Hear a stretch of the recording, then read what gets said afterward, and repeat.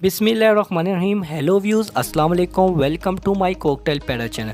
उम्मीद है आप लोग ठीक होंगे और आपके बर्ड आप ही की तरह हैप्पी होंगे। आज का जो टॉपिक मैं लेकर आया हूँ वो है कॉकटेल पैरट के बेबी के हवाले से कि इनको हम लोग कौन सा सॉफ्ट फूड खिलाएं जिसकी वजह से वो हेल्दी रहे, एक्टिव रहे और मरे ना। क्योंकि काफ़ी लोगों का यही इशू होता है कि हमारे पास कॉकटेल के बच्चे तो आ जाते हैं, 2 या 3 दिन के बाद मर जाते हैं। इसका क्या रीज़न होता है, ठीक है, इस वीडियो में मैं आप लोगों को कंप्लीट गाइड करूँगा और कंप्लीट वीडियो देखिए। अगर वीडियो नहीं देख सकते तो वॉल्यूम अपना मोबाइल का ऑन करके, ठीक है, छोड़ दे। उससे ये होगा कि आप लोग सुन सकोगे और आप लोगों को पता लग जाएगा कि आप लोगों ने किस तरीके से ख्याल रखना है।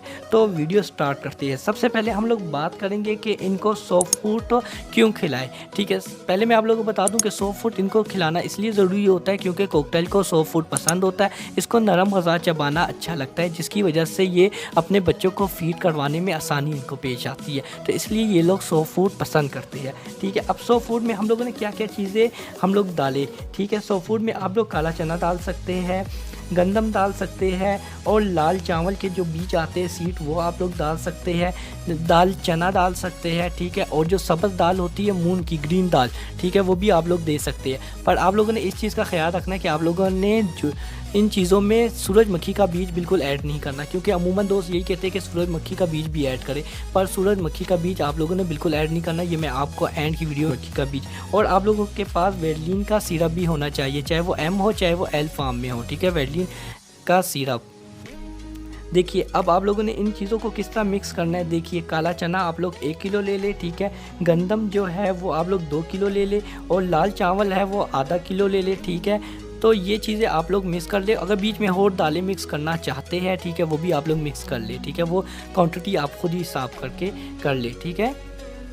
तो अब आप लोगों ने क्या तरीका इस्तेमाल करना है। देखिए ये चीज़ें आप लोगों ने लेकर और 24 घंटे के लिए भिगो कर रख देना है, ठीक है। पहले साफ़ करके फिर भिगो कर रख देना है। फिर उसके बाद जब 24 घंटे पूरे हो जाए तो आप लोगों ने सुबह के टाइम पे इनको लाजमी एक टाइम मुकर्रर करें, क्योंकि कॉकटेल पैरट को ऑलरेडी उसके माइंड में होता है कि सुबह इतने बजे ये लोग मुझे सॉफ्ट फूड देते हैं, ठीक है। तो वो बच्चों को उतने ही बजे फीड करवाना शुरू करता है। ये बात आप लोग याद रखें, ठीक है। आप लोग ये मत भूल जाना कि यार इनको तो हम लोगों ने दी हुई है, ठीक है, और पानी रखा हुआ है, ये लोग खा लेंगे, ठीक है। सॉफ्ट फूड खैर है मैं बाद में दे दूँ, नहीं, आप लोगों ने सॉफ्ट फूड का अपना एक टाइम बनाना है, ठीक है। चाहे वो 7 बजे का हो, चाहे 8 बजे का हो, चाहे 9 बजे का हो, अपना एक ही टाइम मुकर्रर करें।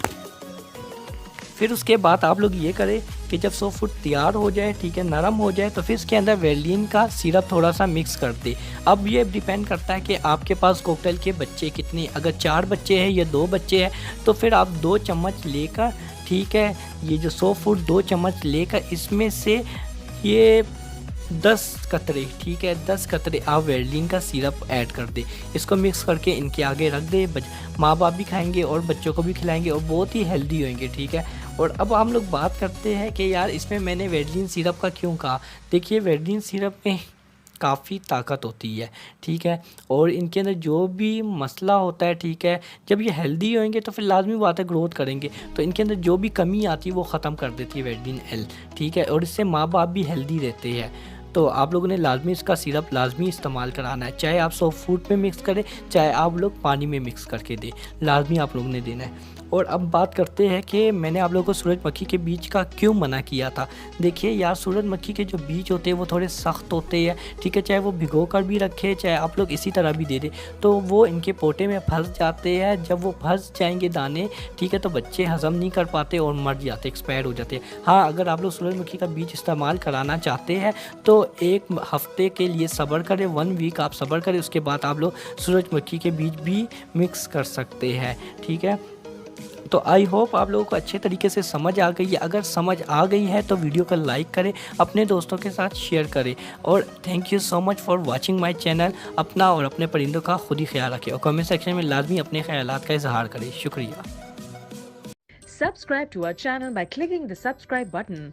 Click the bell button and enjoy the latest uploads from our channel.